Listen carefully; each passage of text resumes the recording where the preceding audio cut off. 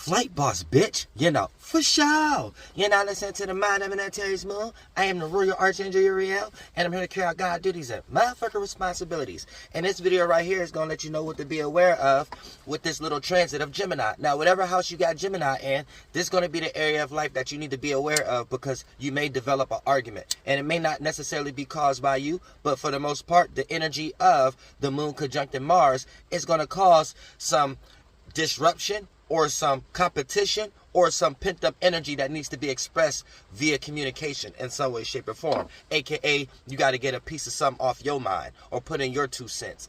And it doesn't always have to be negative, so keep that in mind also. So whatever house you have Gemini in, just keep an eye on that house, because you may be blindsided in your form of meditation or doing whatever you do on a regular basis, and you might get hit blindsided by this energy via a person in some way, shape, or form that's close to you in some way, and you may be unaware of this was going on at the moment. And then when it's all said and done, then that's when you will start to realize that you just experienced this and you could have prevented it ahead of time. Now, if you got Gemini in the first house, you may develop small portions of personal arguments or personal frustration or things that you have to get off your chest when it comes to you and someone else personally in some way, shape, or form,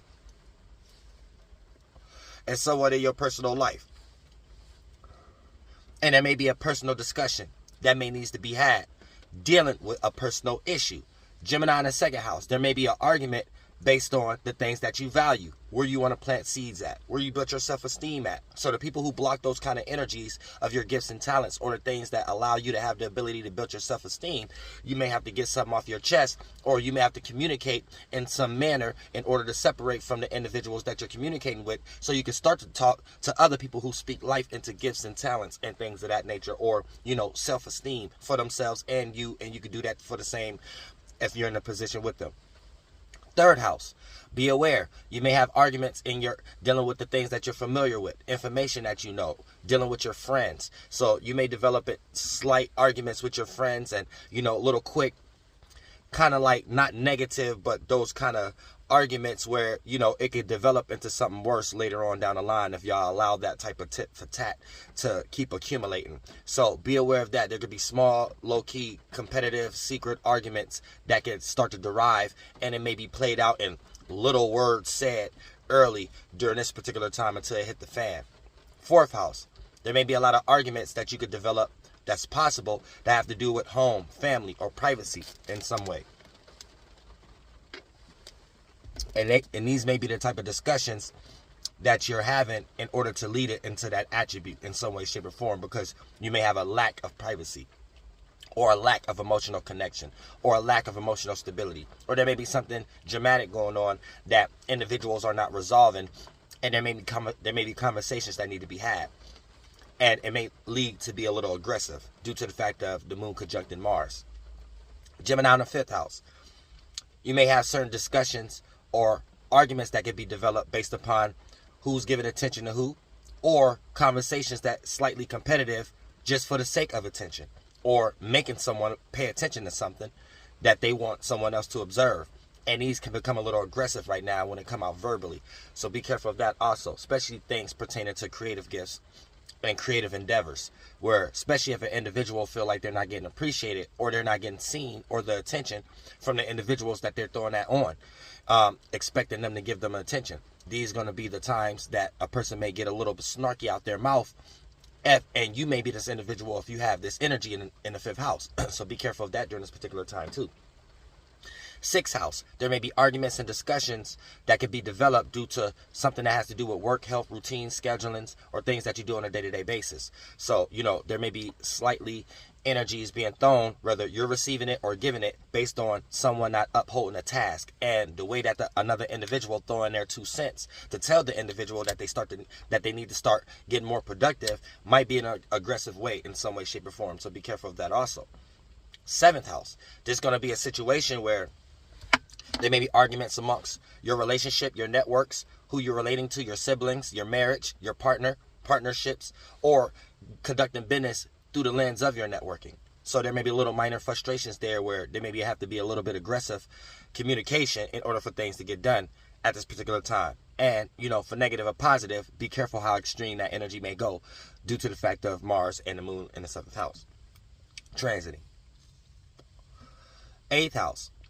There may be secret or private conversations and things of that nature where you have to step someone to the side on a one-on-one level in some way right after the 7th house energies, or there might be some secret have to come out, or something has to be exposed, or some emotion has to be brought to the surface and it has to be communicated. But the way it may be communicated may come out a little aggressive due to the fact of it not being an energy of comfortability, or in some manner it being an illusion to block up the actual issue, but for the issue to still be resolved, or at least a starting point to be kicked off. So be careful that things don't become too aggressive in your verbal communication, or whoever you're receiving verbal communication from, if the actual situation is not necessarily about the aggressive communication going on at hand. Because it's always something secret behind or beneath the surface when it comes to the 8th house. And a lot of times there'd be other things used to start to accumulate that, but a lot of times that could get confusing, depending on how it's being conveyed. And right now it could be conveyed too aggressively right now, where the actual purpose or the starting point of why whatever needs to be exposed or feeling needs to be expressed in the first place, a lot of times it may get blocked based upon how it's being expressed due to the fact of the aggressive energy of Mars and Gemini and the communication that is filtered through. 9th house. This could be a situation where there may be slight arguments dealing with traveling or morality, you know what I'm saying, or meaning and purpose behind whatever you're doing and whatever you're doing things, whoever you're doing things with, and things of that nature. So there could be discussions in there, or minor arguments when it comes to religion or spirituality or morality in some way, shape, or form, or just education that you're receiving, that you're learning to conduct yourself in the world in certain ways. And you might not see these things actually align in the way that you have learned it to be aligned, or the outcome of these things. So you might find yourself going through internal arguments to come to the light of something, or arguments with others based upon who you have allowed to help you develop your wisdom or your knowledge or your morality. 10th house. There may be a lot of arguments if you have Gemini in the 10th house that could be developed when it comes to your status, what you're known for, how you're seen. And, you may have people putting blemishes on your light, on how you're seen, throwing shade on how you're seen. And it might be something how you don't want to be seen in that manner. So you might put yourself into a situation where you become aggressive, or the way these individuals are attacking you or your character at the moment, or your business or your status, may be a little aggressive. So be aware of that right now, so you could peep game and keep an eye on that 10th house, so you could prevent things from going to a disaster moment.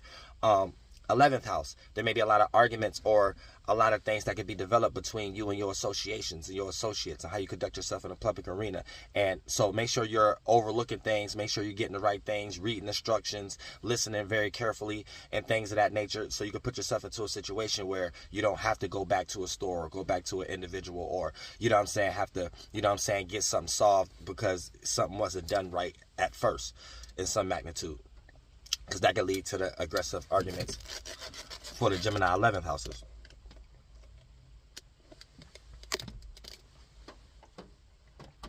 Make sure, here we go. Make sure that you're in a situation where, when it comes to your associations and what you are associated with, how you conduct yourself in the public arena, you know what I'm saying, there could be arguments developed there based upon how you conduct yourself and how you want to see the energy of being guilty by association or not, and what kind of energy you want to associate with or not, and things of that nature. And situations like this, while you observing these things, could lead into arguments with either individuals with you, or you argue with others due to the fact of trying to, see what help or harm you, or what you should associate with or not. But in the same manner, put yourself in a situation where the conversation at hand may be a little bit more aggressive than it necessarily needs to be.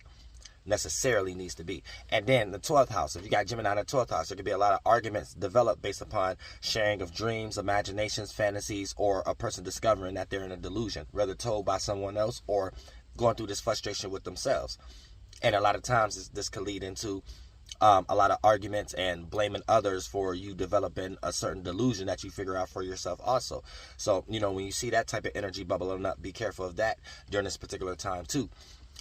because things can become very aggressive, just for us to transform and give birth to something new. And the way that we're putting death to something make it come out extreme or negative or aggressive or over passionate in an area that it doesn't necessarily needs to be. So as long as you keep an eye on these areas that you got Gemini at, then for the most part you should be all right, where you're not planting bad seeds, adding on to energy that you still have to suffer the repercussions from, and putting blood on your hands and things of that nature, so you can go through these currents freely. And I love y'all from the bottom of my heart. Flight boss bitch.